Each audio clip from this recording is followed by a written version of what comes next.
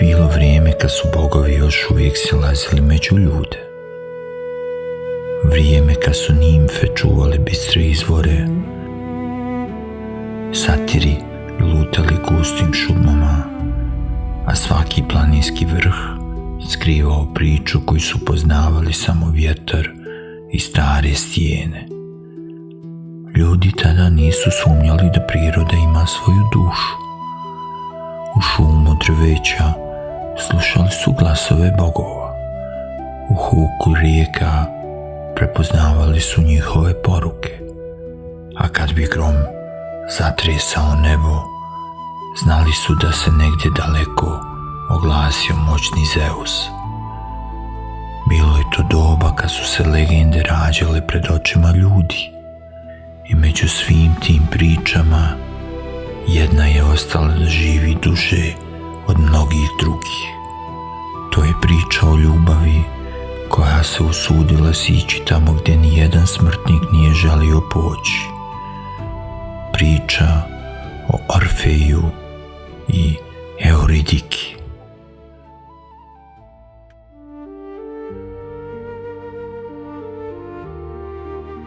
U podnožju planina, gdje su se zelene šume spuštale sve do bistrog mora, živio je mladić čije ime bilo poznato širom Helade. Zvao se Orfej. Nije bio poznat po bogatstvu, nije predvodio velike vojske, niti je tražio slavu u bitkama kao mnogi junaci njegovoga vremena. Njegova snaga nije bila u maču, bila je u muzici. Govorilo se da nije bilo čovjeka koji je znao svirati ljepše od njega. Ali stara predanja kazuju da njegova pjesma nije dirala samo ljudska srca.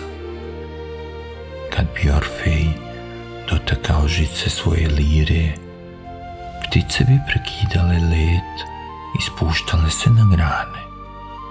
Jeleni bi izlazili iz šume bez straha.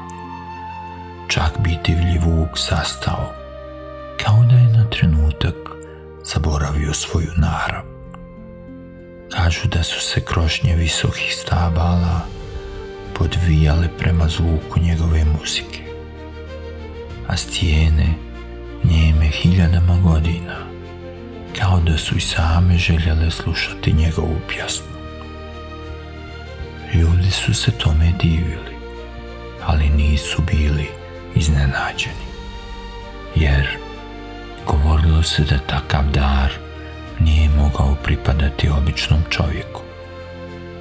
Stara predanja kazuju da je Orfej bio sin Apolona, boga svjetlosti i muzike, i Kaliope, najstarije među 9 muza, zaštitnice pjesništva.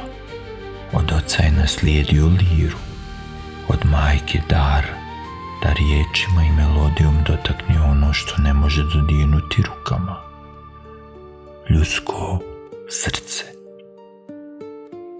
Mnogo je ljudi dolazilo samo da ga čuje.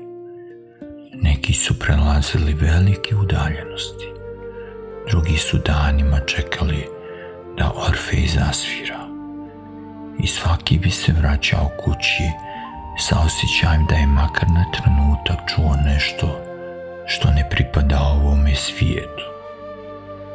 A među svim onima koji su slušali njegovu muziku, bila je jedna kojoj nije mogao svirati ni jednu jedinu notu. Njeno ime bilo je Euridika. Bila je šumska nimfa. Poput proljetnog jutra bila je tiha, poput bistrog izvora mirna. Njena ljepota nije bila ona koja zaslijepi pogled. Bila je ona koja ostane u srcu.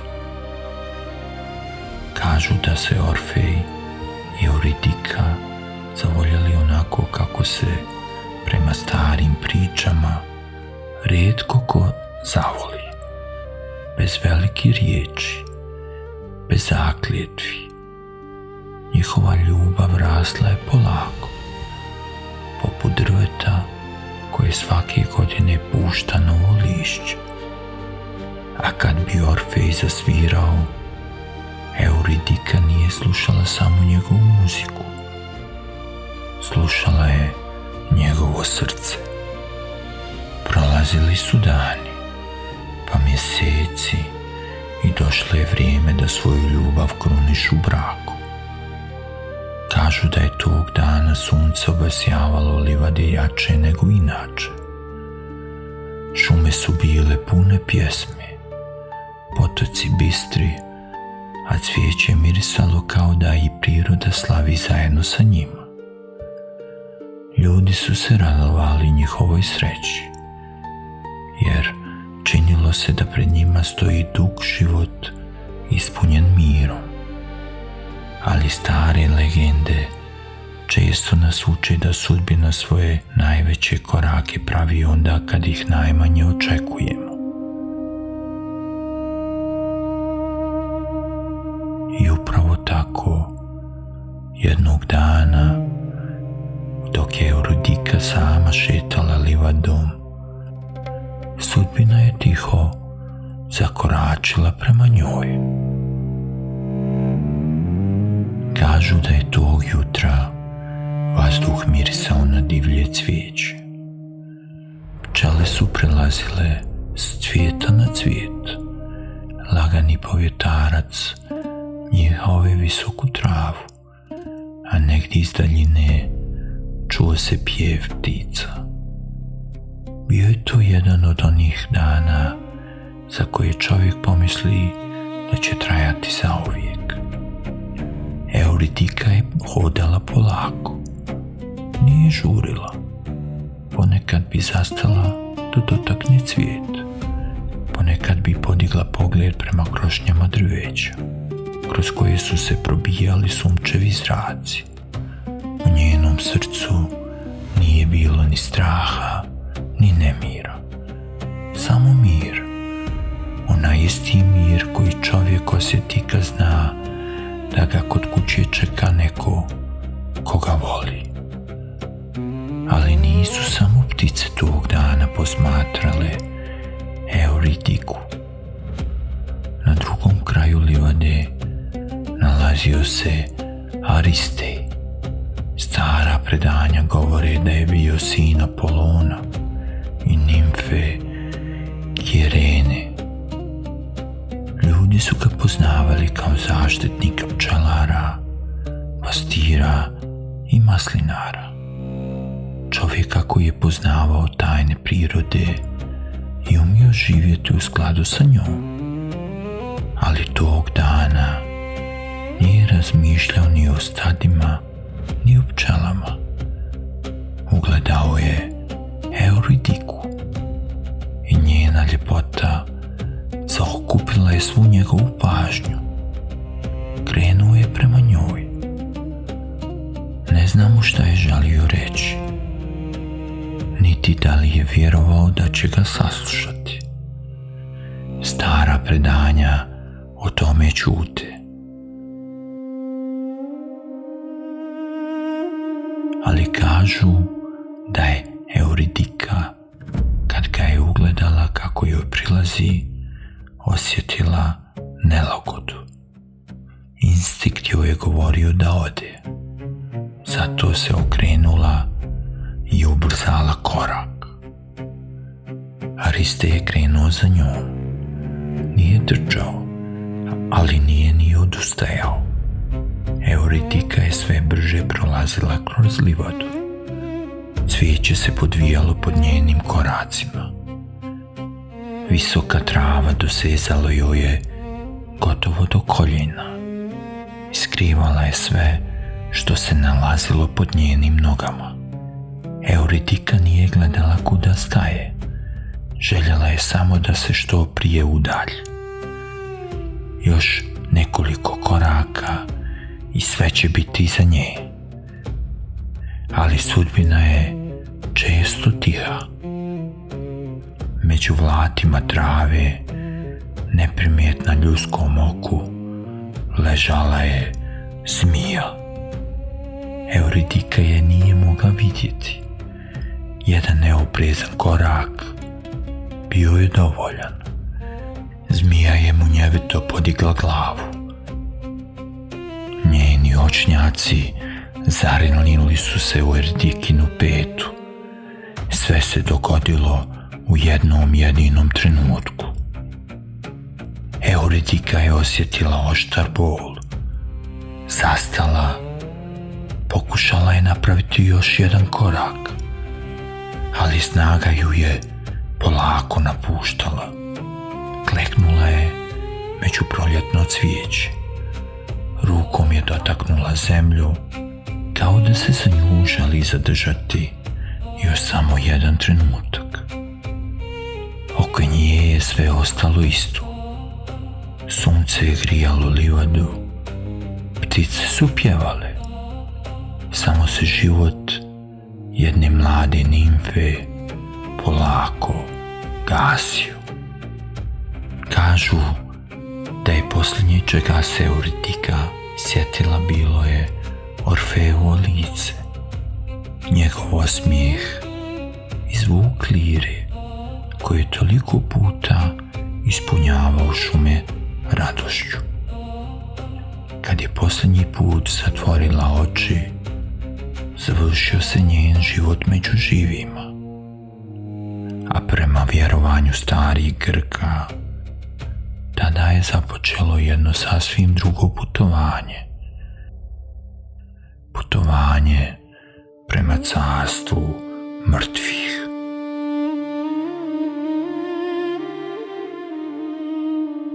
Stari Grci vjerovali su da nijedna duša ne luta dugo zemljom.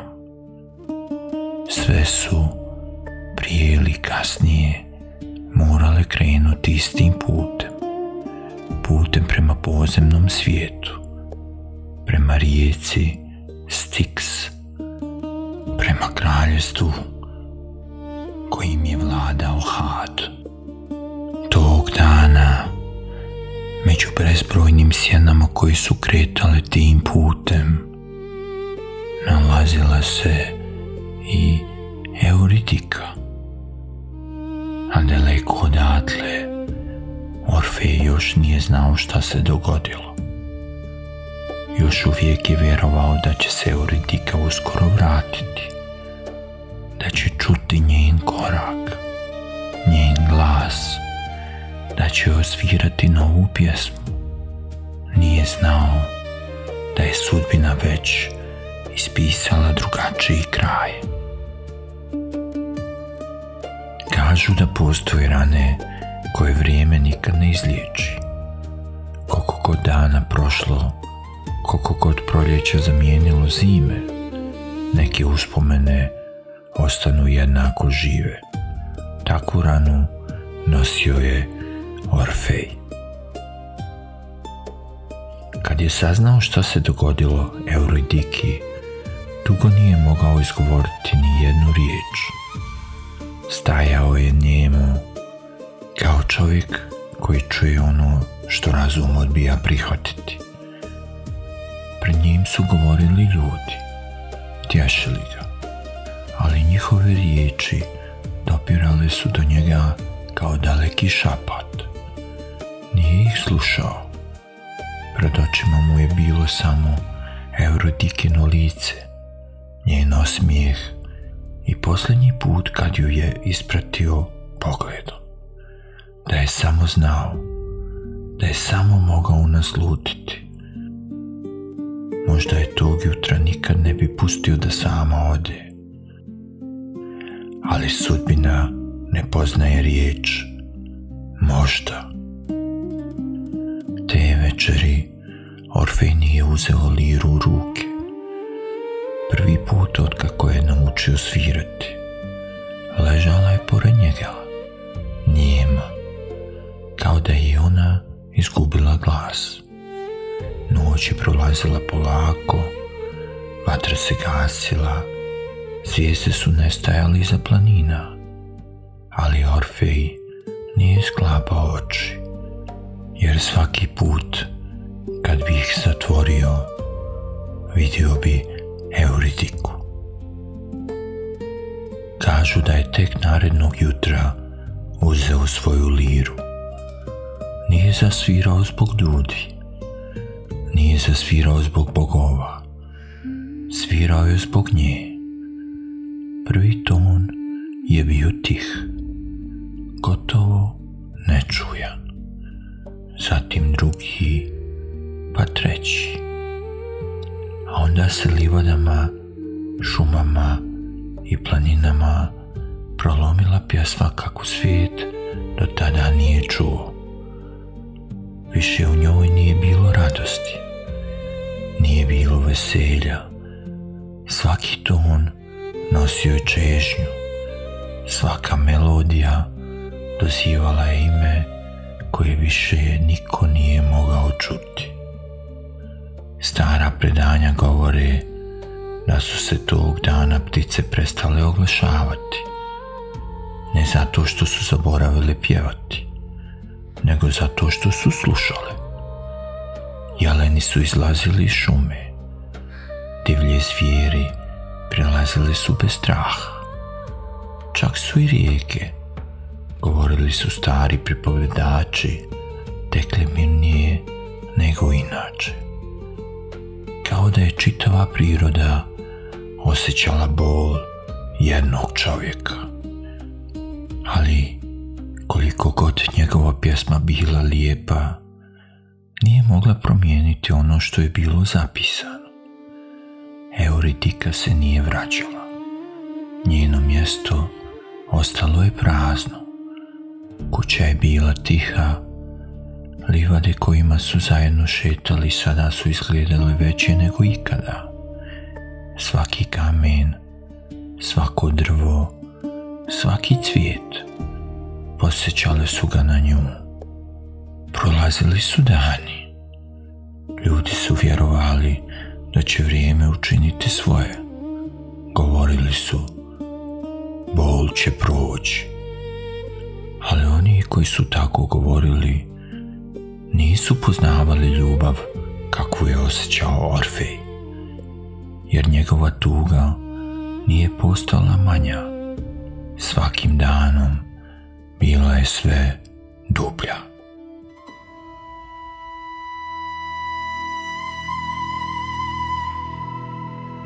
Jedne večeri, dok je sjedio na stijeni iznad mora, posljednji zraci sunca polako su nestajali iza horizonta. Orfej je spustio liru na krilo. Pogledao je prema daljini i prvi put naglas izgovorio ono o čemu je danima razmišljao. Ako se Euridika više ne može vratiti meni, saćutao je. Vjetar je nosio njegovu riječ prema pučini. Poslije duge tišine ponovo je progovorio. Onda ću ja otići njoj. Ljudi koji su čuli te riječi preplašili su se, jer su svi znali šta one znače. Među živima postojalo je samo jedno mjesto na kojem se Euridika sad mogla nalaziti. Carstvo mrtvih, kraljevstvo kojim vlada Had. Mjesto iz kojeg se, prema vjerovanju starih Grka, nijedan smrtnik nije vraćao. Ali Orfej više nije razmišljao o strahu. On nije želio slavu, nije želio besmrtnost, nije želio bogatstvo. Želio je samo još jednom vidjeti Euridiku, pa makar zbog toga morao krenuti putem kojim niko prije njega nije imao hrabrosti poći. Kažu da postoji putevi kojima čovjek ne kreće zato što želi, nego zato što ga srce vodi. Takvim putem krenuo je i Orfej. Nije ponio ni oružje, ni štit, ni hranu za dugo putovanje. Sa sobom je nosio samo svoju liru i uspomenu na Euridiku.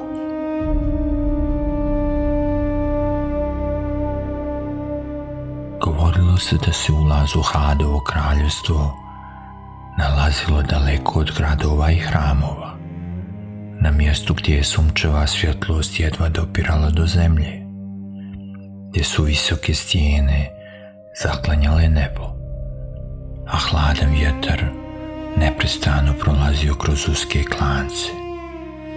Malo je bilo onih koji su se usudili prići tom mjestu, još manje onih koji su vjerovali da ono zaista postoji. Ali Orfej nije tražio dokaz, tražio je put. Danima je hodao preko kamenitih planina, prelazio kroz guste šume, prolazio rijeke čija je hladna voda odnosila umor sa njegovih nogu, ali ne i bol iz njegovog srca. Ponekad bi zastao, spustio pogled, dotakao žice lire i pustio da nekoliko tihih tonova odjekne među stijenama. Ne da bi sebi olakšao put, nego kao da svakom melodijom govori Euridike: dolazi. Što je više odmicao, svijet oko njega postajao je sve tiši. Pjev ptica polako je nestajao. Miris cvijeća zamijenio je miris hladnog kamena i vlažne zemlje. Drveće je bilo sve ređe, a sunce kao da je svakim korakom ostajalo sve dalje iza njegovih leđa. Predanja govore da je čak i vjetar na tom mjestu šaputao drugačije, kao da je upozoravao svakoga ko se usudi nastaviti. Ali Orfej nije zastao, nije znao šta ga čeka, nije znao hoće li ikad više ugledati svjetlost dana. Znao je samo jedno: ako se okrene, izgubit će Euridiku zauvijek, a sa tom mišlju nije mogao živjeti.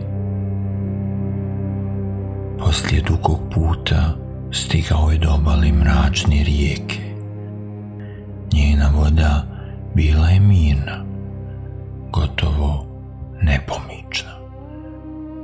Na njenoj tamnoj površini nije se ogledalo ni nebo, ni sunce, ni zvijezde. Kao da je pripadalo nekom drugom svijetu. Sa druge strane rijeke nije se vidjelo gotovo ništa. Samo gusta magla i sjene koje su polako nestajale u daljini. Tada je Orfej ugledao čamac. Bio je star, izjeden vremenom, tiho je klizio po vodi bez jednog zvuka. U njemu je sjedio starac, ogrnut tamnim plaštom. Lice mu je bilo ozbiljno, pogled miran, kao da je već hiljadama godina gledao ista lica i slušao iste posljednje riječi. Bio je to Haron, čuvar rijeke preko koje su, prema vjerovanju starih Grka, prelazile duše umrlih. Haron je podigao pogled prema nepoznatom putniku. Na trenutak je začutao. Pred njim nije stajala duša, pred njim je stajao živ čovjek. To se nije događalo. Ne u njegovom čamcu, ne na toj rijeci. Vrati se. Njegov glas bio je tih, ali težak poput kamena. Ovo nije put za žive. Orfej nije odgovorio. Polako je spustio ruku na svoju liru. Prsti su dotekli žice, a onda je tišinu prekinuo prvi ton. Tako blag, kao da ga je donio sam vjetar. Kažu da se tada dogodilo nešto što niko prije nije ni vidio. Haron, koji je bezbroj vijekova njemu prevozio duše sa jedne obale na drugu, ostao je nepomično stajati i slušati. U toj melodiji nije bilo molbe, nije bilo prkosa, bila je samo ljubav i bol čovjeka koji je izgubio sve. Kad je posljednji ton utihnuo, Haron nije izgovorio ni riječ, samo je polako pomjerio čamac prema obali. Pogledao Orfeja i njemu mu dao znak da uđe. Tako je Orfej zakoračio u čamac i ostavio svijet živih iza sebe. Pred njim se, obavijeno maglom i vječnom tišinom, polako otvaralo Hadovo kraljevstvo. Čamac je tiho klizio preko tamne rijeke. Nije se čulo ni zapljuskivanje vode, ni škripa starog drveta, samo tišina, duboka i teška. Takva da je Orfej mogao čuti vlastito disanje. Dok je gledao prema dugoj obali, činilo mu se kao da iza magle nestaje sve što je do tada poznavao. Sunce, nebo, život, a ispred njega stajao je samo svijet sjena.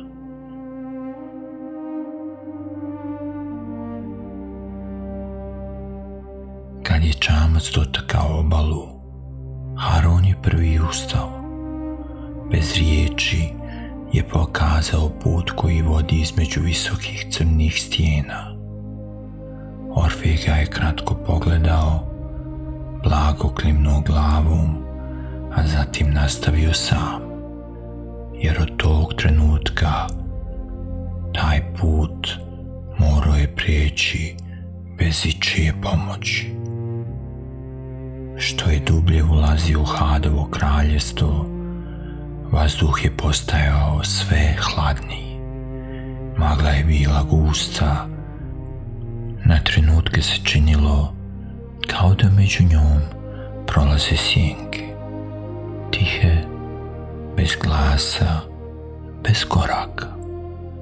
Predanja govore da su to bile duše umrlih, koje su svojim putem odlazile sve dublje u carstvo mrtvih. Nijedna nije pogledala Orfeja, kao da više nisu pripadale svijetu iz kojeg je on došao.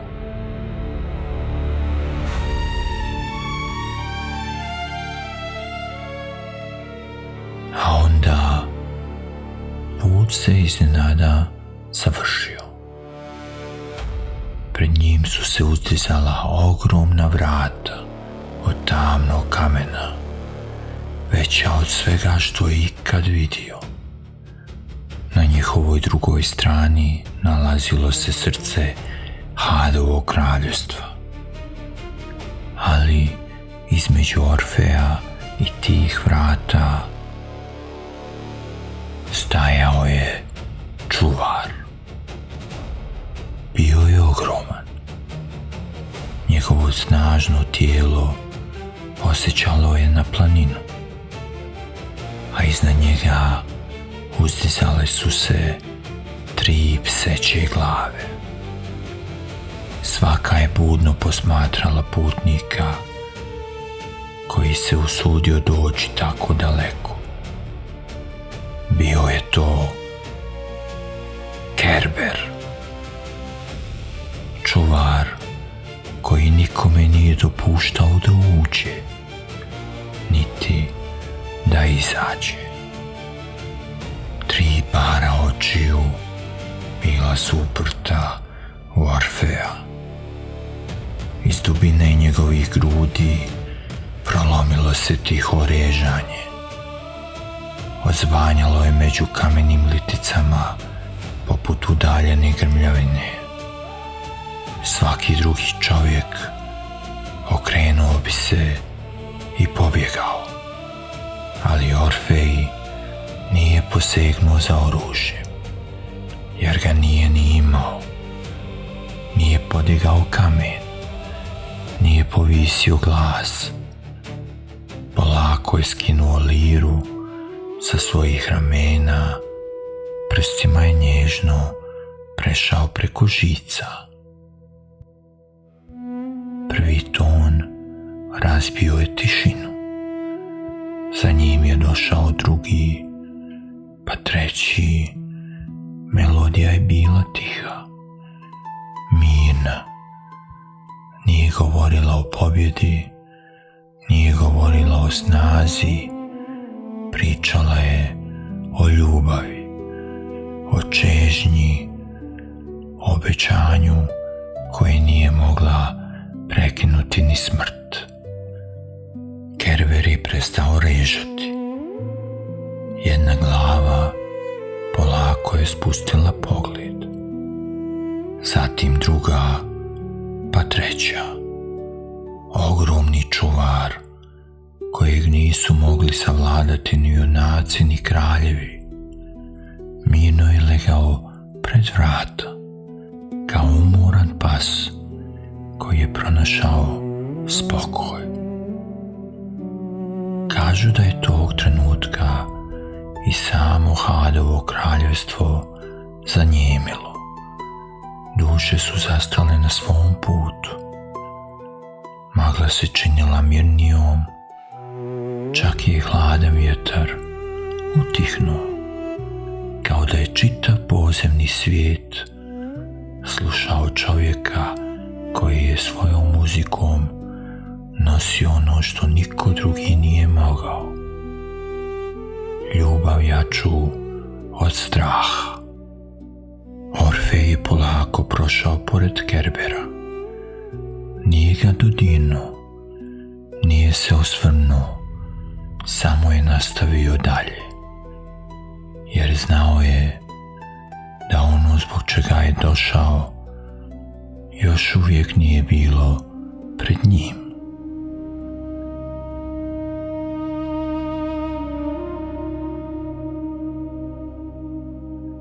Daleko ispred, kroz gustu maglu, počela se nazirati velika dvorana. Stubovi isklesani od tamnog kamena uzdizali su se visoko prema svodu. Na njihovim vrhovima titralo je blijedo svjetlo koje nije dolazilo ni od sunca ni od vatre. Na kraju dvorane stajala su 2 prijestolja. Na njima su sjedili vladari podzemnog svijeta, Had i Persefona. Orfej je zastao, duboko udahnuo, čvršće stegnuo svoju liru. Znao je da će naredni trenuci odlučiti sudbinu njegovog života. Orfej polako zakoračio u veliku dvoranu. Njegovi koraci jedva su se čuli po hladnom kamenom podu. Ogromni stubovi uzdizali su se visoko iznad njega. Njegove sjene gubile su se u tami svoda. U toj dvorani nije bilo ni dana ni noći, samo vječna tišina. Na kraju dvorane sjedili su Had i Persefona, vladari podzemnog svijeta. Had ozbiljna pogleda, mirno je posmatrao neobičnog gosta. Pored njega sjedila je Persefona. Na njenom licu nije bilo ni radosti, ni tuge, samo spokoj nekoga koji je odavno prihvatio zakone kojima upravlja.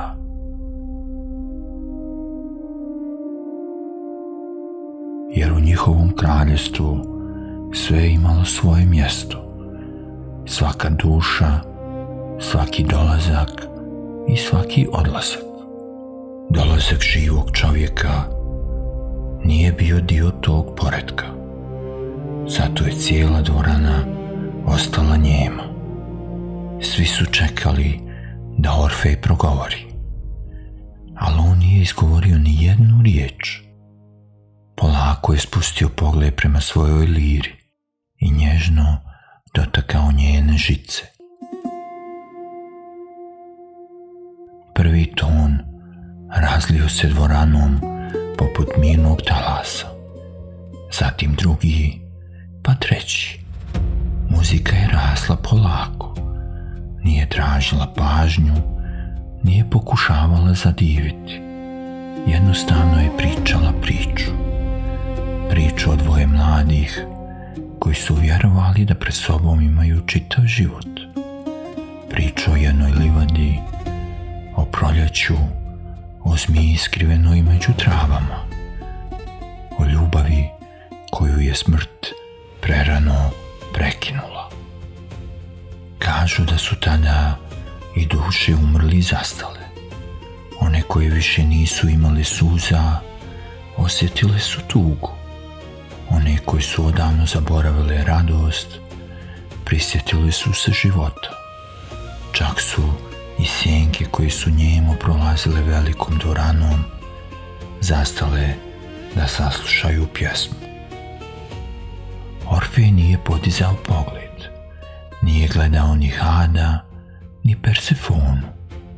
Svirao je zatvorenih očiju, kao da pred sobom ponovo vidi Euridiku, kako mu prilazi kroz procvjetalu livadu, kako se smije, kako ga prvi put uzima za ruku, a onda kako polako nestaje u tišini pozemnog svijeta. Posljednji ton dugo je odjekivao dvoranom, a kad je sasvim utihnuo, nastala je tišina kakvu niko nije želio prekinuti. Predanja govore da je čak i Had, kojim su svakog dana pristezale 1000 duša, tog trenutka dugo ćutao, jer pred njim nije stajao ratnik koji traži slavu, nije stajao kralj koji moli za vlast. Pred njim je stajao čovjek koji je želio samo jedno, da još jednom vidi ženu koju voli. Prva je progovorila Persefona. Njen glas bio je tih, gotovo blag. Orfeje, rekla je, tvoja muzika dotakla je i ono što je odavno zaboravilo da osjeća. Poslije kratke tišine pogledala je prema Hadu, kao da je čekala njegov odgovor. Had je dugo ćutao. Na njegovom licu nije se moglo pročitati šta misli, a onda je polako ustao sa svog prijestolja. Njegov glas bio je dubok i miran. Od postanka svijeta, rekao je, nijedan smrtnik nije sišao ovamo da traži ono što je izgubio. Još jednom je pogledao Orfeja. Ali ti nisi došao sa mačem, nisi došao prijetnjama, došao si sa srcem koje nije odustalo od ljubavi. Ponovo je nastala tišina, a onda je Had izgovorio riječi koje će Orfeju promijeniti sudbinu. vratit ću ti Euridiku. Orfej je prvi put podigao pogled. Nada koju je gotovo izgubio ponovo je zasjela u njegovim očima. Ali Had još nije završio. Podigao je ruku i mirnim glasom rekao: postoji jedan uslov. U velikoj dvorani ponovo je zavladala tišina. Orfej je nepomično stajao, srce mu je snažno kucalo. Posle svega što je prošao, posle dugog puta kroz svijet mrtvih, riječi koje je upravo čuo bile su poput prve svjetlosti posle duge noći. Vratit ću ti Euridiku. Ali Had još nije izgovorio posljednju riječ. Vladar podzemnog svijeta polako je sišao sa prijestolja. Njegovi koraci odjekivali su velikom dvoranom. Zaustavio se nekoliko koraka ispred Orfeja. Pogledao ga je pravo u oči. Euridika će poći sa tobom, rekao je mirnim glasom. Pratit će te sve do svijeta živih. Orfijevo lice obasjala je nada, ali Had je podigao ruku, kao da ga upozorava da se još ne raduje. Dok budeš izlazio iz mog kraljevstva, nastavio je, ne smiješ se ni jednom osvrnuti. Ne smiješ pogledati iza sebe. Ne smiješ provjeravati da li je Euridika zaista tu. Had je za trenutak začutao, a zatim dodao: sve dok oboje ne zakoračite na svjetlost dana, moraš vjerovati. Te riječi ostale su da lebde u tišini. Vjerovati. Samo jedna riječ, a nosila je težinu veću od svih stijena podzemnog svijeta. Orfej nije dugo razmišljao, nije tražio lakši put, nije postavljao pitanja. Duboko se naklonio. Prihvatam, rekao je. Njegov glas bio je tih, ali siguran, jer za njega nije postojala veća nagrada od toga da ponovo bude uz Euridiku. Had je polako klimnuo glavom. Neka bude tako, rekao je. U istom trenutku velika dvorana kao da je ponovo oživjela. Sjene su se polako razmaknule, a iza njihove tišine pojavila se poznata prilika. Korak po korak, bez jedne izgovorene riječi, prema Orfeju dolazila je Euridika.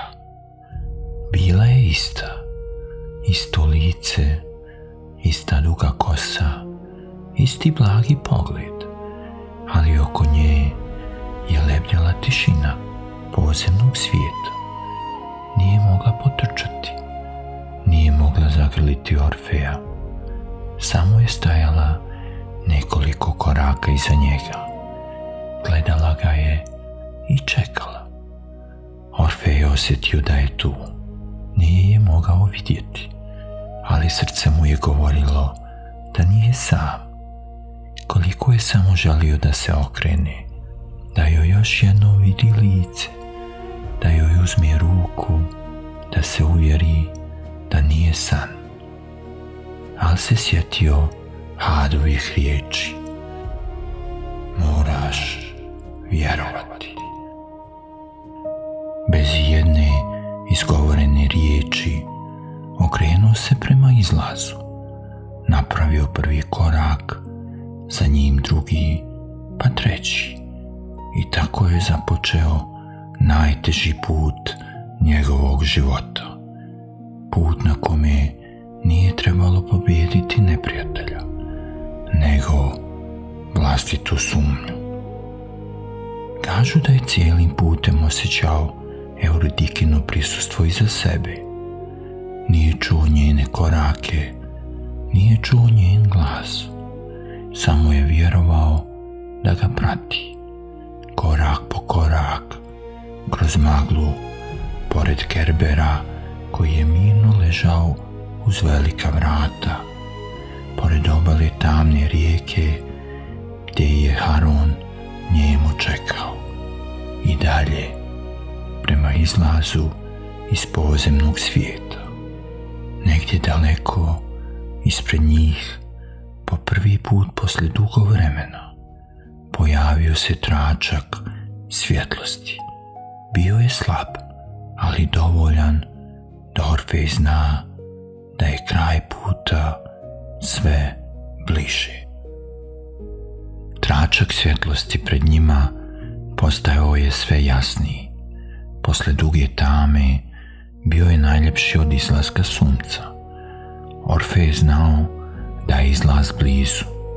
Još samo malo, još samo nekoliko koraka i Euridika će ponovo biti uz njega. Zauvijek. Ali upravo tada u njegovo srce uvukla se sumnja. Bila je tiha, gotovo neprimjetna. Prvo kao šapat, a onda je svakim novim korakom postajala sve glasnija. Šta ako nije iza mene? Šta ako sam pogrešno razumio Hadove riječi? Šta ako cijelim putem hodam sam? Orfej je pokušavao otjerati te misli. Prisjećao se Hadovih riječi. Moraš vjerovati. Stegnuo je liru u rukama. Nastavio je hodati. Korak, pa još jedan. Svjetlost je sada bila sasvim blizu. Osjećao je toplinu svijeta živih. Miris zemlje, povjetarac koji nije dolazio iz podzemnog svijeta. Znao je, još samo nekoliko trenutaka i sve će biti gotovo. Ali sumnja je bila uporna. Okretao se samo u njegovim mislima. Nije mogao čuti Euridikine korake. Nije mogao čuti njen glas. I upravo ta tišina bila je teža od svakog tereta koji je nosio. Kažu da je tada zastao. Samo na trenutak. Srce mu je snažno udaralo. Razum mu je govorio, nastavi. Ali srce je šapnulo, pogledaj. I tada, na samom pragu svijeta živih, Orfej učini ono što nije smio. Polako, gotovo nesvjesno, okrenuo je glavu i ugledao je Euridiku. Bila je svega nekoliko koraka iza njega.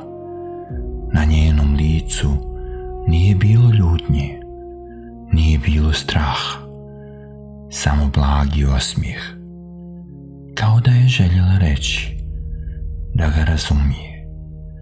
Ali u istom trenutku njena silueta počela je da blijedi. Orfej je pružio ruku prema njoj. Euridika, povikao je. Koraknuo je prema njoj, ali bilo je kasno. Predanja govore da je Euridika još jednom pogledala čovjeka koje je voljela. Zatim je polako nestala. Ne uz krik, ne uz plač. Tiho, kao jutarnja magla kad je dotaknu prvi sunčevi zraci. Orfej Orfej je ostao nepomično stajati. Ruka mu je još uvijek bila ispružena, kao da se nadao da će ipak dohvatiti, ali između njih više nije bilo ničega, samo tišina. Govori se da je tada kroz cijelo Hadovo kraljevstvo odjeknuo zvuk jedne prekinute žice na liri, kao da je sama muzika osjetila da je izgubila ono zbog čega je nastajala. Orfej nije plakao, nije izgovarao ni jednu riječ. Polako je spustio ruku, pognuo glavu i tek tada shvatio da je izgubio Euridiku po drugi put, ali ovoga puta zauvijek.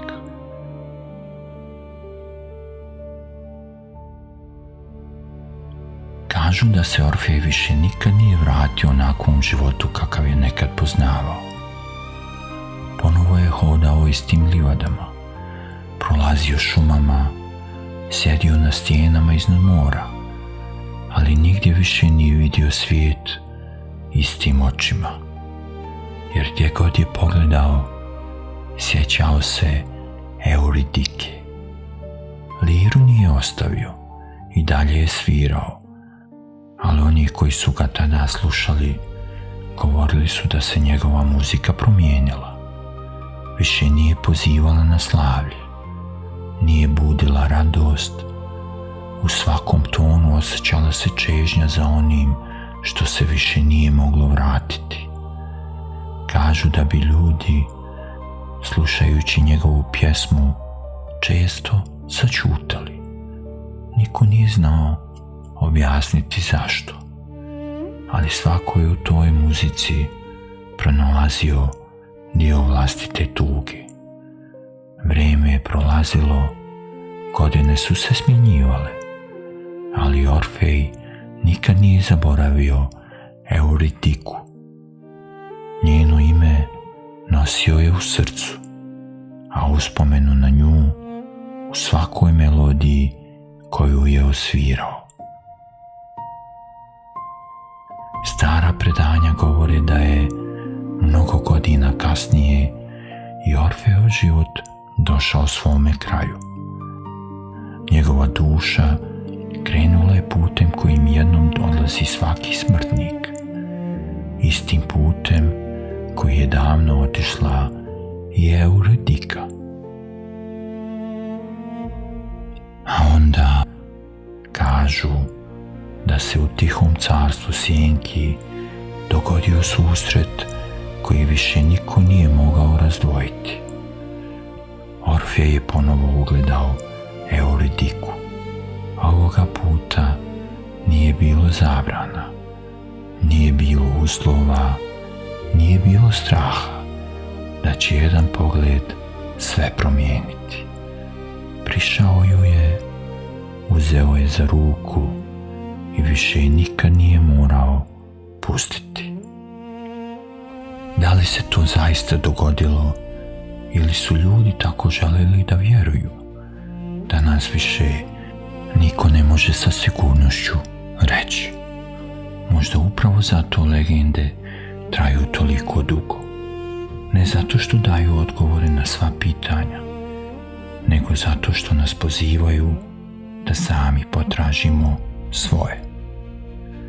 Možda zato stari Grci ovu priču nisu pamtili samo kao priču o ljubavi, nego i kao podsjetnik da je povjerenje ponekad teže od svakog puta, da i najmanja sumnja može promijeniti sudbinu, ali da prava ljubav ne prestaje onda kad se završi jedan život. I tako se završava legenda o Orfeju i Euridiki. Legenda koja je vijekovima putovala od jednog pripovjedača do drugog, dok nije stigla i do nas. A sad, kad je vatra gotovo dogorila, ostavljamo je vama, da je pamtite, da je ispričate nekome i da možda Sljedeći put kad čujete tihu melodiju lire, na trenutak pomislite na dvoje zaljubljenih, koje nije uspjela zauvijek razdvojiti ni sama smrt. Ovo su bile legende svijeta. Vidimo se u nekoj narednoj legendi.